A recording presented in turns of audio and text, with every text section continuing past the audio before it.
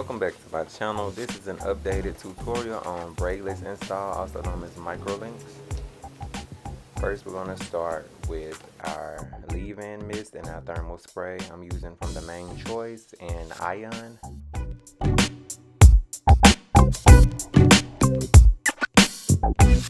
Then we're going to go into our pre-dry process. We'll double strand the hair, making sure we detangle it thoroughly. And after we double strand her completely, we're going to sit her under the dryer so that her hair can dry a little quicker and a little smoother for us. Here are our supplies that we'll be using for the install. First, we have the pulling hook. This is going to be used to put through the extension and pull through the extension with the bead. Then we have the plier to actually hold the bead in place. Then we have the actual beads. These are lined with silicone so that it doesn't cause tension or pulling at the root of the hair. And then we're going to go into our blow drying process. And of course, it's a simple blow dry. You just want to make sure you use either a brush or a blow dryer comb to make sure that you actually get through their hair as swiftly as you can to make the install go by just a little bit faster, and just make sure there's no moisture left at the root or on the hair. That's what the initial drying process was for, to make sure that scalp was completely dry. And now we see we have a completely dry, full, fluffy hair.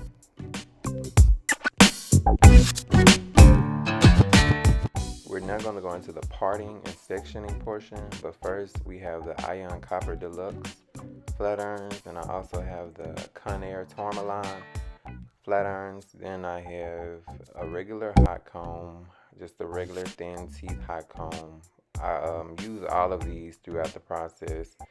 I use two different flat irons because they give off two different heat, and they just act differently on natural hair versus extensions. Now into our parting and sectioning. You just want to make sure when you're doing this install that you cannot see any of the beads or any of the webs. So she did want to go with the center part, and you have the option to either make it versatile to where she can switch her parts on her own, or wait until she comes back for her maintenance to switch the part. So she has the versatility to wear ponytails and her center part. We wanted to make sure we would make it as full as possible with her center part on today.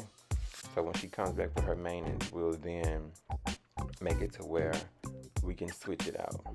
And I am going with 1/4 of an inch partings when I go through for the straightening and when I go for actually putting the beads in, because we want to make it as full as possible, and you want to make sure their hair is as straight as possible, because you don't want it kinking up after you put that weave back into it. And make sure that you cannot see the comb in any area when you're sectioning off for what will be left out. If you can see the comb through what you left out, it's a possibility that you will see either the track itself or you will see the beads.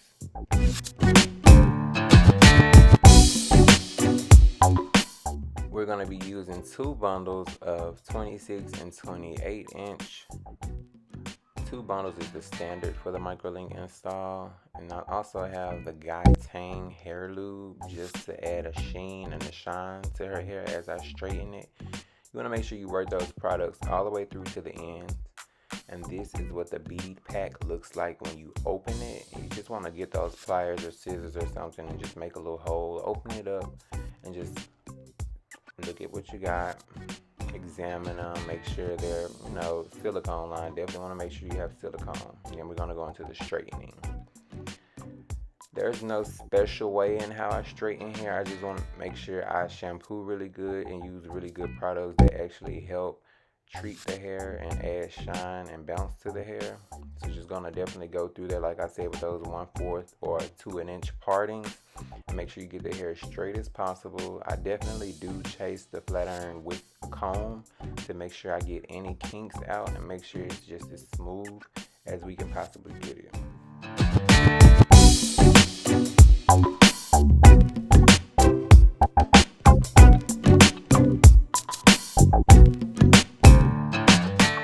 Now we're going to do the end trim. The end trim is very, very important when you're adding links in the natural hair. Why? If you do not trim the ends it could cause the real hair to frizz back up just due to those split ends and the static, of like whether it's her clothes, the car seat, or anything. You don't want that static to intervene with those ends. So you definitely want to make sure you get those ends off, all of those dead ends, before you add these beads. We're definitely going to pre-bead our pulling hook. All you have to do is open up your beads and open the latch on your hook and just put about 4 to 5 beads on there. Just make sure it's not too many to where you can't actually open the hook.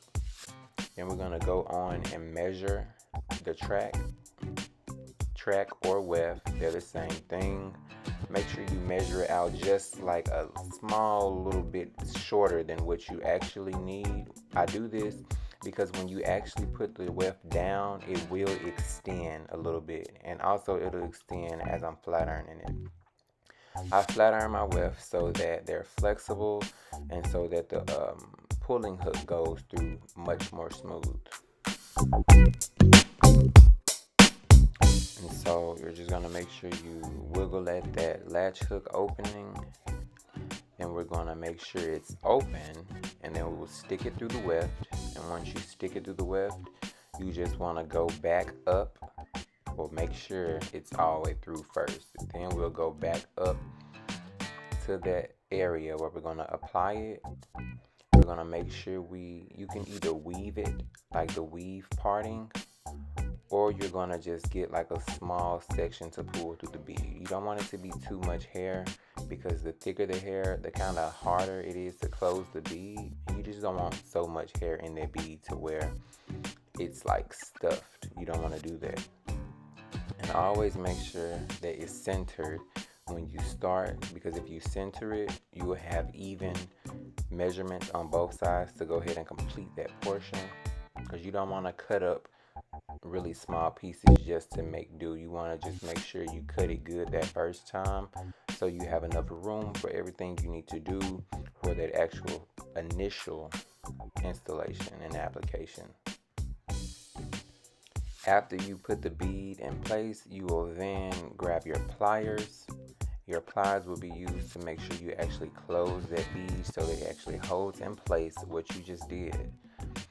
And after you've done the first one, you now know that you know what to do. You just have to make sure you complete it in the way that won't hurt the client's scalp. So we're going to make sure we use a 1 fingertips parting space when we go to the next bead, and we'll go left to right. You can complete one side completely, then go to the next. Just continue to make sure that when you pull the bead through and close it with your plier, that you're not closing it on the scalp. You want to make sure you leave a little space in between the scalp and actually where you close the bead, because you don't want it to pull and cause tension bumps or anything that could lead to traction alopecia or anything of the such.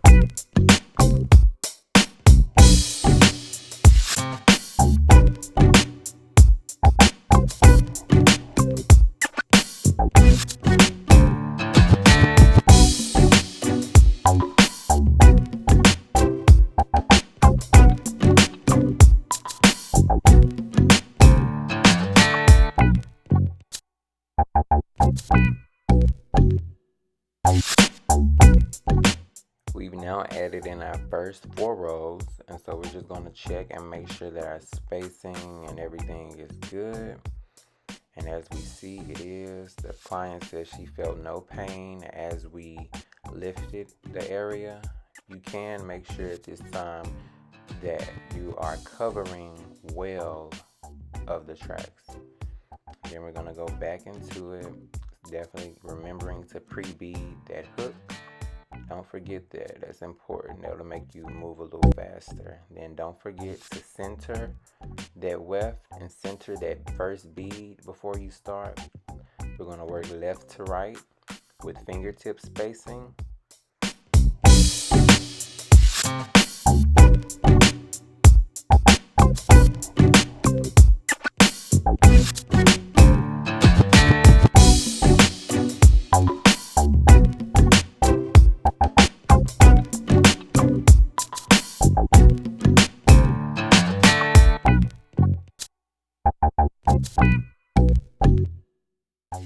As you can see, we're just making sure those parts are as straight as we can get them, just so we have an even, cohesive install.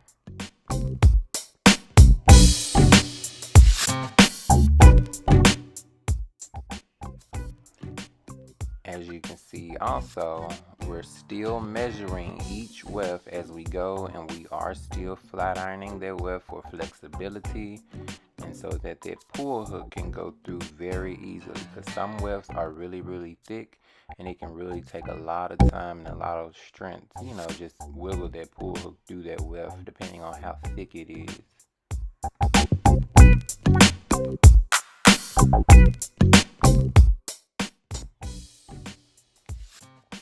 And again, we are still centering each start of a row with that first bead centered. Then we're going to work either right to left or left to right, completing one full side before we go back to the next. And make sure you are still separating it with one fingertip spacing, just to make sure that the actual row is completely in place. You don't want any wide spacing to where it can cause a gap and that gap to dip.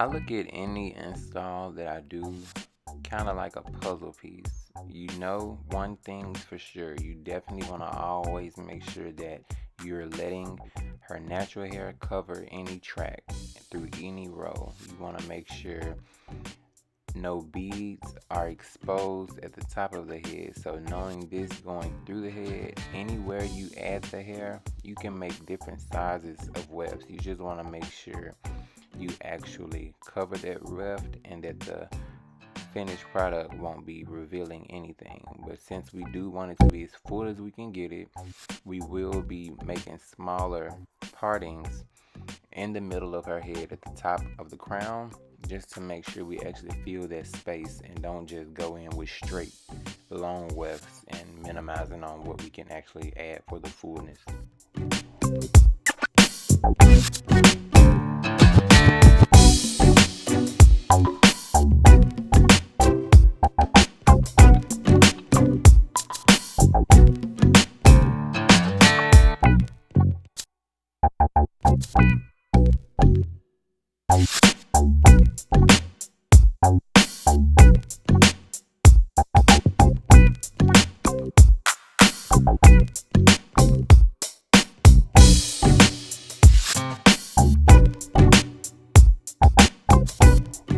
This row is a good example of what I meant earlier when I said using smaller or shorter rows to make sure we fill in that crown of the head. As you can see, we're not going from temple to temple on this row, we're kind of going from the mid crown on the left side to the mid crown on the right side, making sure that we actually use all of that space and add fullness to the install.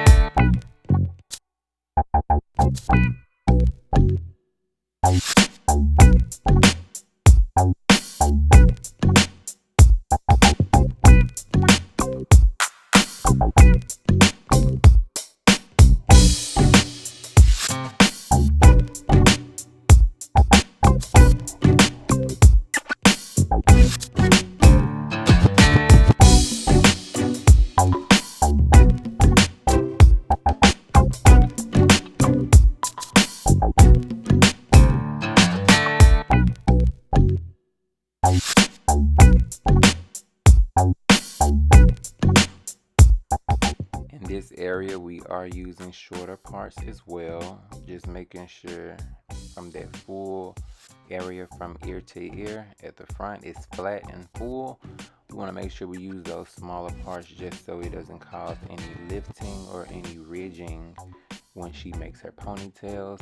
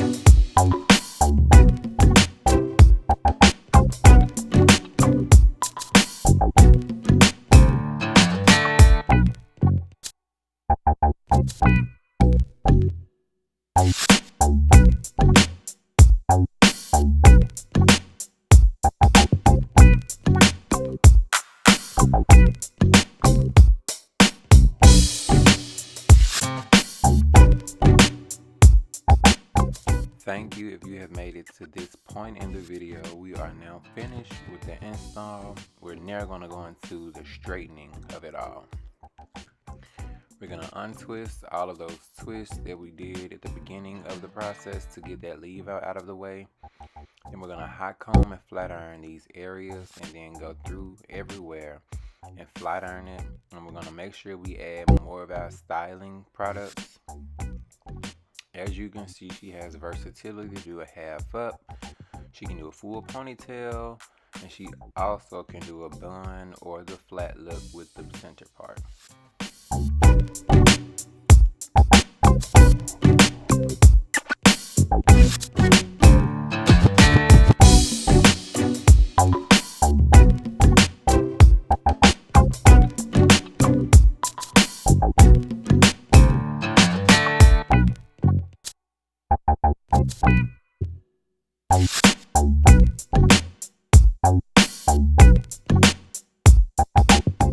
You can never have a center part too straight. We definitely want to make sure we get that part precise, you know.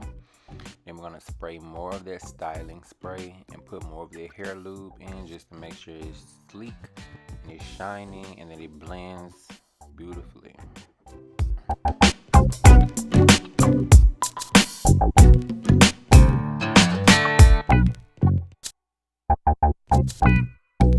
Then we're gonna go in with the Velo wax stick from my brand Velourtress.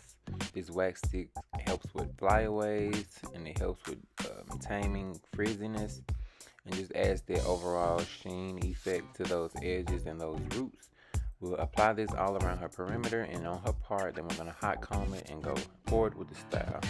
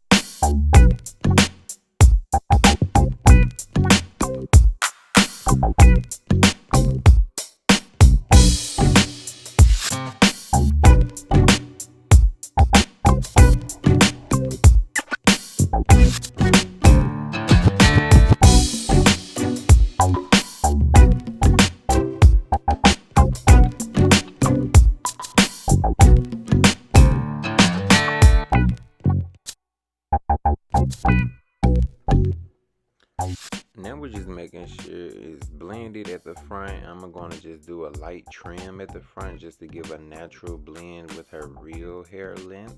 Well, her natural hair's length with that extension. Just give it a natural blend. Then we're going to see the finished product.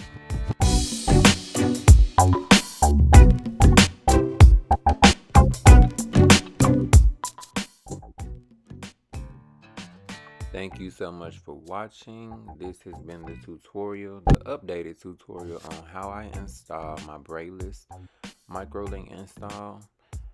I couldn't have asked for a better model. This is elexamichele. You can find her on Instagram. She's the lash queen of Memphis. elexamichele, elexalashes. I will tag her in the description box below. Make sure you connect with me via Instagram, Okko.Hair, or shop velourtress, velourtress.com. I will also have that in the description box below. Look at the outcome. Look at this sleekage. Do you see it? Do you see it? This is a very natural, flawless install. You wouldn't know that she has an extension or a piece of weave in her hair if you see her on the street. Yeah, so connect via IG, subscribe, like, and comment. And there will be many more videos where this came from. Thank you so much for your support. Hope that you continue to support. Thanks for watching.